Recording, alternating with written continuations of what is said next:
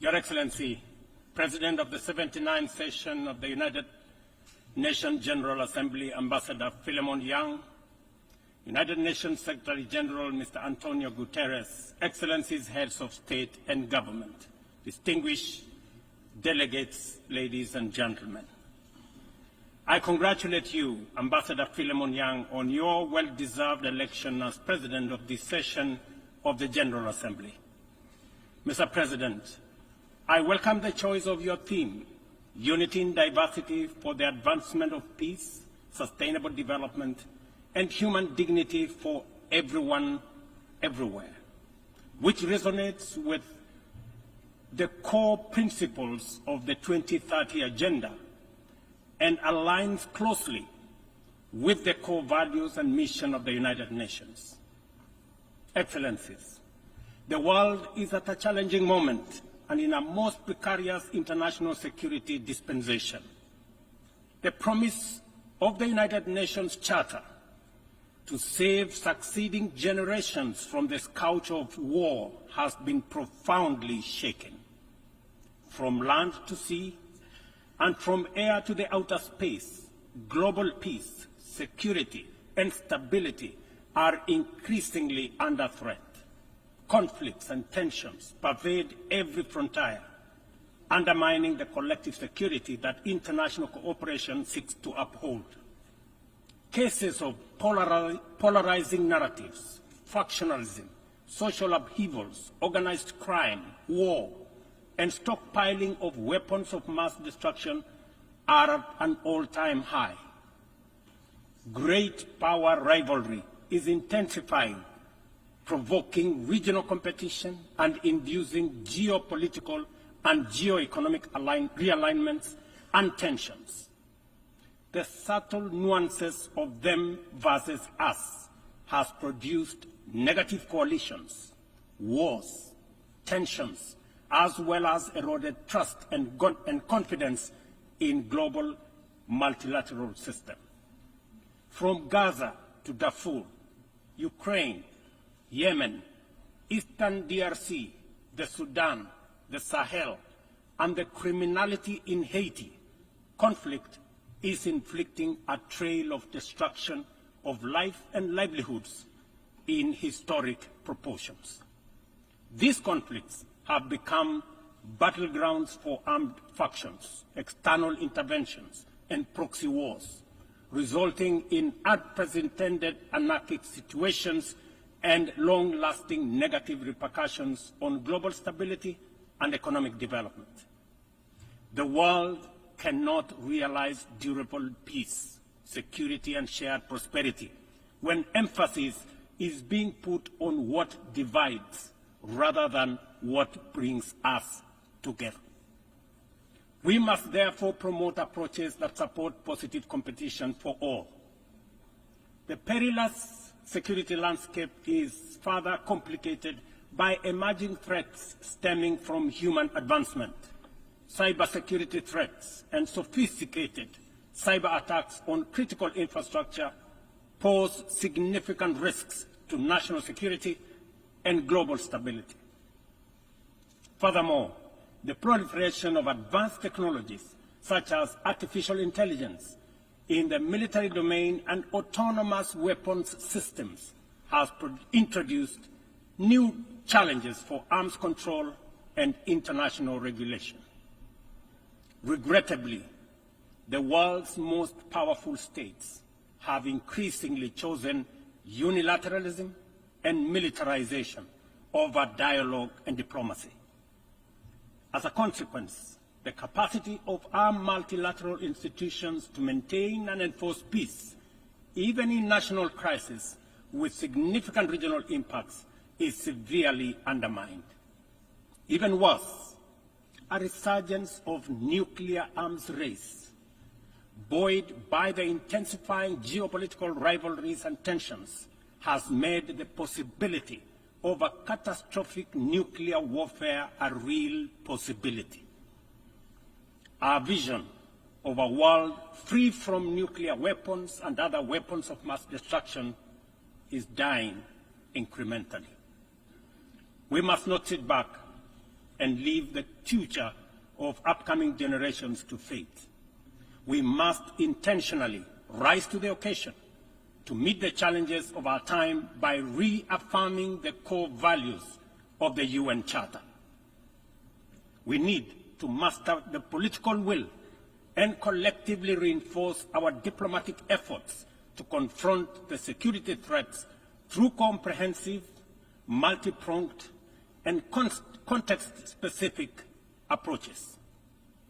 Excellencies, Kenya's commitment to international peace and security is unwavering. We continue investing in efforts that promote stability and harmony both within our region and beyond. We are committed to continuing to mediate, facilitate, and support peace initiatives and processes in our region, contributing to regional peace operations and the UN peacekeeping missions. Through our participation in the Africa Union Transition Mission in Somalia, we have stood side by side with our sisterly neighbor, Somalia, in their fight against Al-Shabaab. We are proud that Somalia will soon take up a seat as a non-permanent member of the Security Council, underscoring the tremendous progress achieved in consolidating peace and stability in that country. The UN must, however, continue to support Somalia in forging an agreement on the post-2024 security support. Kenya welcomes the adoption of the Security Council Resolution 2719, establishing a framework for financing Africa Union peace support operations through UN-assessed contributions, thereby enhancing our collective peacekeeping efforts. A well-funded AU peace operation are not only an African priority, but a global good, considering the complexity and interconnected nature of emerging threats to international peace and security. Earlier this year, under the request of the leadership of South Sudan, I launched the All-Inclusive Tumaini Initiative, bringing together the warring parties and the political leadership of South Sudan to address the root causes of the protracted conflict in that country. I commend the leadership of South Sudan and all the participating parties for their commitment to the peace process. I also thank all regional and international partners for their unwavering support, both political and financial, to the South Sudan Tumaini Initiative. Ladies and gentlemen, at the last General Assembly, I announced Kenya's readiness to lead a multinational security support mission to Haiti at the Haitian government's request.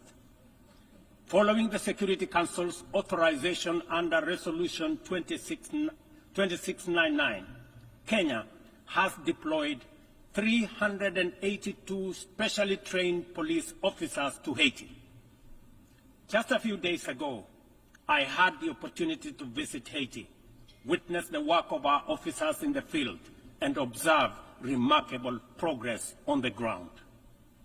Our support for the Haitian National Police has significantly advanced the pacification of cities and towns, protected critical infrastructure, and relieved many communities previously held captive by criminal gangs. I also commend Haiti's political leadership for forging an agreement and a promising roadmap towards free, fair, and democratic elections. We are deeply grateful for the financial and logistical support from the United States, Canada, and other member states that are shouldering this heavy burden. This has been critical to the MSS's deployment thus far. However, Kenya and other Caribbean and African countries are ready to deploy, but are hindered by insufficient equipment, logistics, and funding. I appeal to all member states to stand in solidarity with the people of Haiti by providing necessary support, either directly to MSS contributing countries or through the UN Trust Fund. I must emphasize, however, that Kenya will deploy the additional contingent towards attaining the target of all the 2,500 police officers by January next year. The progress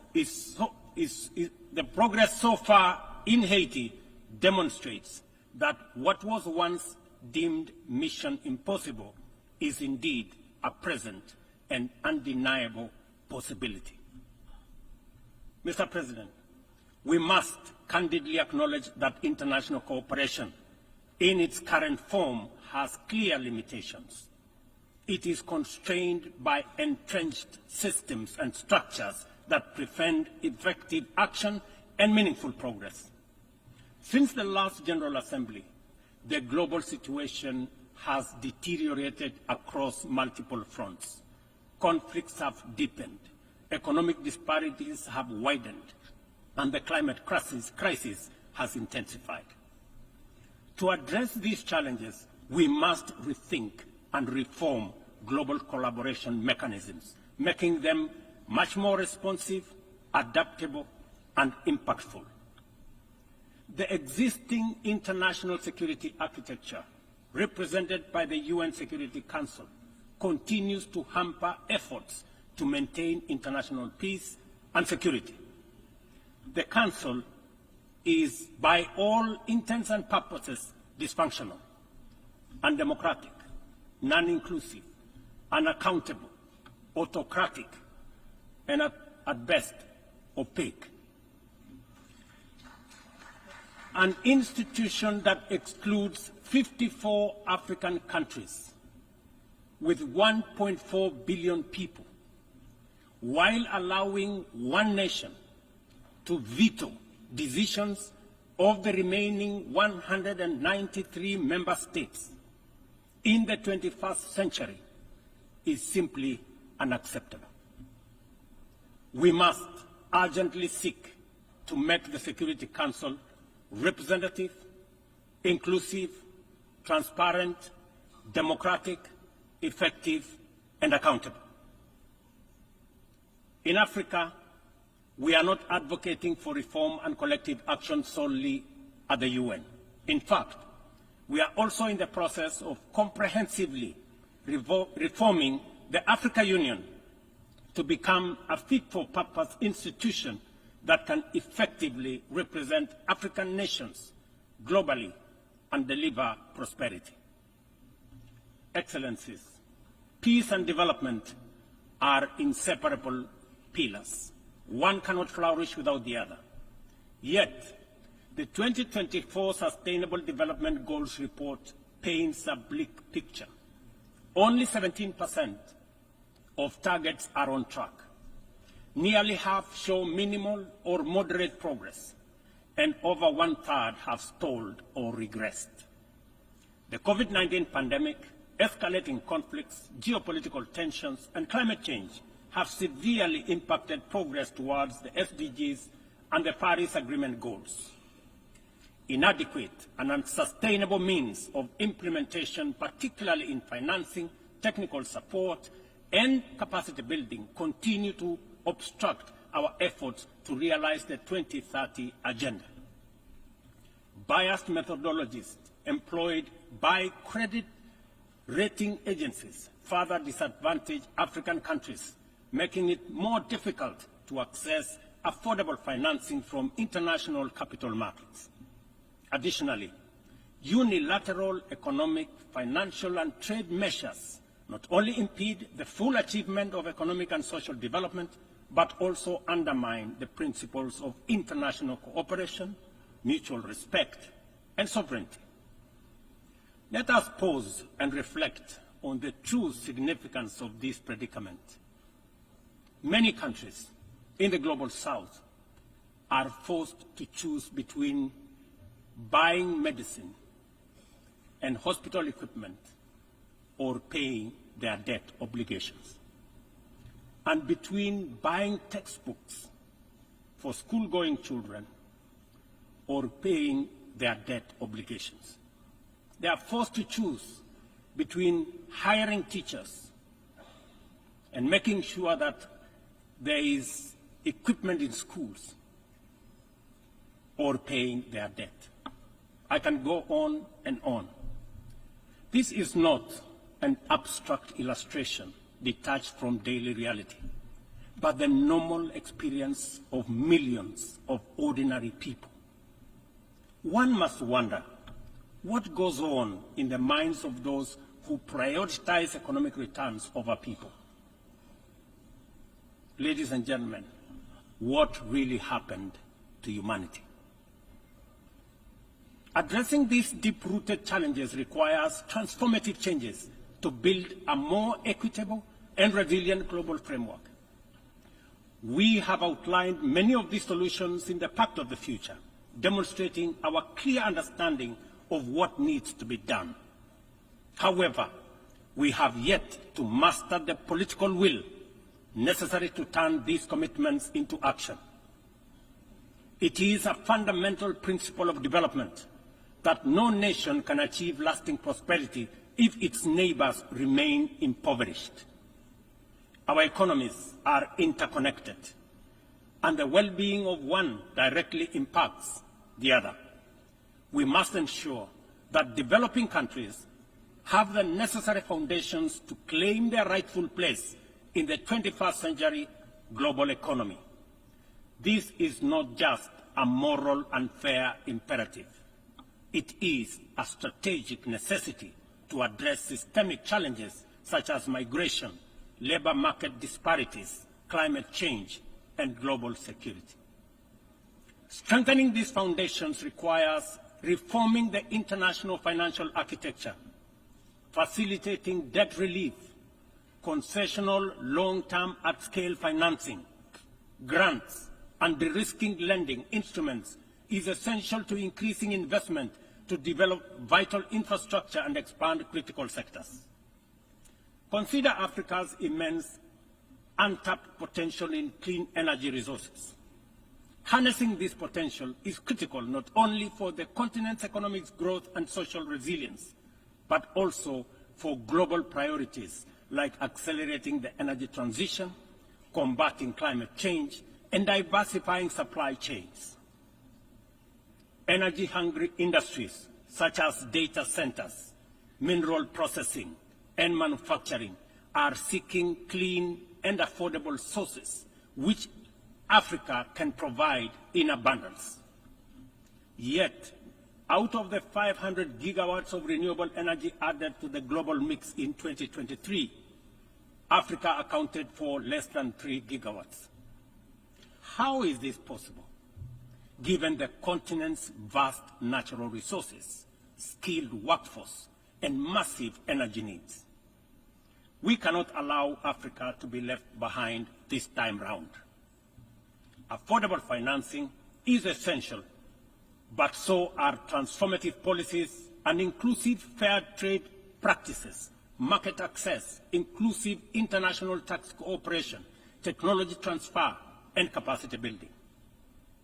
This is why, at COP28, we launched the Africa Green Industrialization Initiative, aimed at unlocking investments for the continent's immense opportunities. This Pan-African initiative promotes large-scale, high-impact, and bankable green industrial and infrastructure projects. Next month, in Nairobi, we will host an investment forum for the Accelerated Partnership for Renewables in Energy to attract investments for the untapped potential in solar, wind, geothermal, and hydropower. Globally, we also need to improve the tools we already have. The SDG Stimulus Fund, initiated by the Secretary General in 2023, requires our joint support to succeed, including from multilateral development banks. Similarly, replenishing the International Development Association, IDA, is essential to provide concessional loans to the world's poorest nations. Earlier this year, I hosted the IDA 21 Replenishment Summit in Nairobi, where African leadership reaffirmed the critical importance of IDA for developing countries and called for an ambitious replenishment of US dollars 120 billion. Our collective efforts must include trust and accountability to ensure that we fulfill our promises and our commitments. Additionally, we launched the Africa Club, the Alliance of African Multilateral Financial Institutions, to strengthen and support Africa's position in the global financial architecture. This body will serve as a powerful negotiator on behalf of the continent, coordinate with global financial institutions, and leverage African countries' balance sheets to increase investment and create jobs in Africa. We believe that African institutions such as the Afri-Exim Bank, Trade and Development Bank, the Africa Finance Corporation, among others, understand the continent even better. As part of the reform of the international financial architecture, we must not only reform the multilateral institutions, but also support and stop bias against these African institutions. Excellencies, ladies and gentlemen, climate change remains one of the greatest challenges of our time. Biodiversity loss and pollution have created environmental crises that upend lives, reverse progress in poverty reduction, and strain ecosystems to their breaking point. Extreme weather conditions continue to hinder the development aspirations of many countries, especially in Africa, where severe climate-related hazards are becoming more frequent and more intense. In 2022, over 110 million people in Africa were directly affected by climate-related disasters, resulting in more than $8.5 billion in economic damages. According to the Emergency Event Database, there were approximately 5,000 fatalities, though the toll is likely to be higher due to underreporting.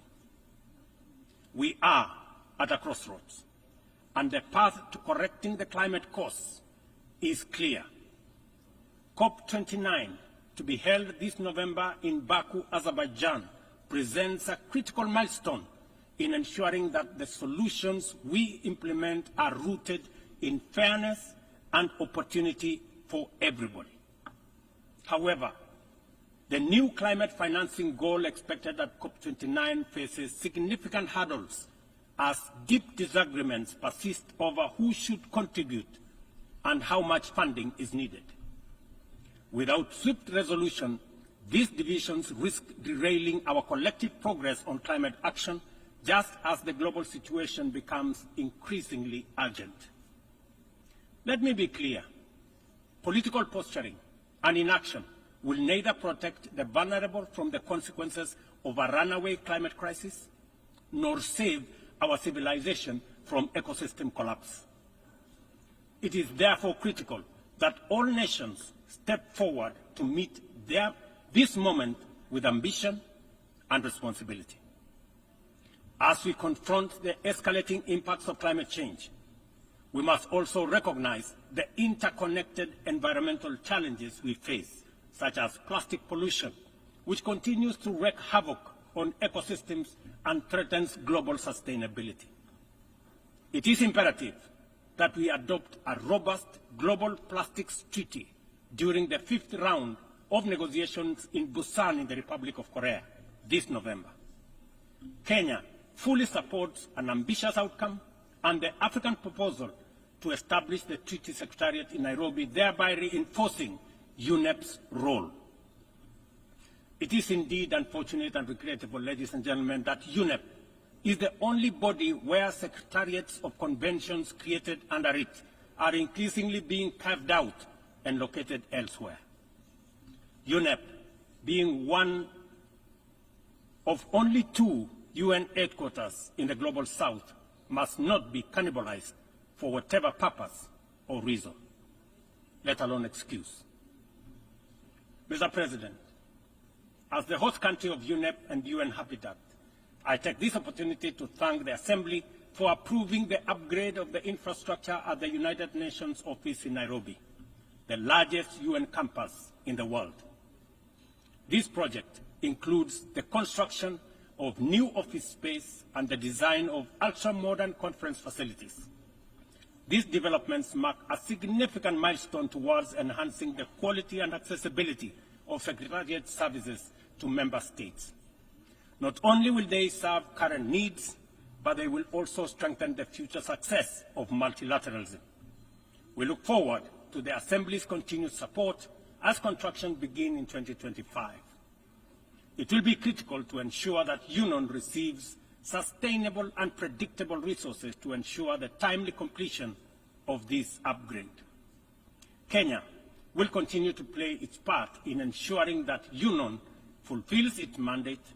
Accordingly, the Government of Kenya has undertaken extensive improvements and expansion of physical infrastructure around the complex and will continue working towards making Nairobi a regional and humanitarian hub for the United Nations.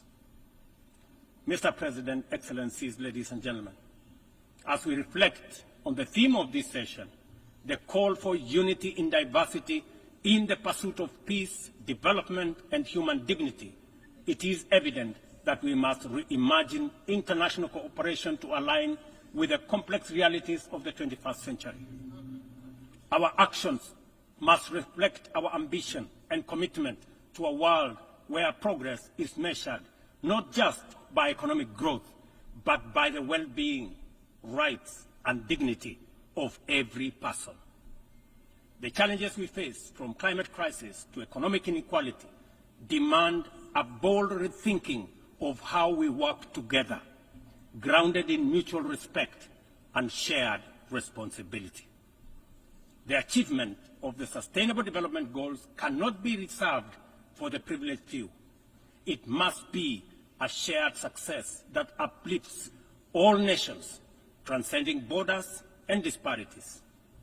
Our collective efforts to combat climate change must be rooted in fairness and equity, ensuring that no nation or community bears a disproportionate burden. This is our shared journey. We must have a say in the choices we make. We must move beyond outdated paradigms of power and influence to create a system of international cooperation that reflects the aspirations and dignity of every human being. We must embrace a new vision of global solidarity, one that upholds the principles of equity and inclusivity. It is within our power to build a world that embodies the true spirit of the United Nations, a world where every voice is heard, every life is valued, and global progress is shared by all. This is the cooperation our people expect, our future demands, and it is the commitment we must deliver. I thank you.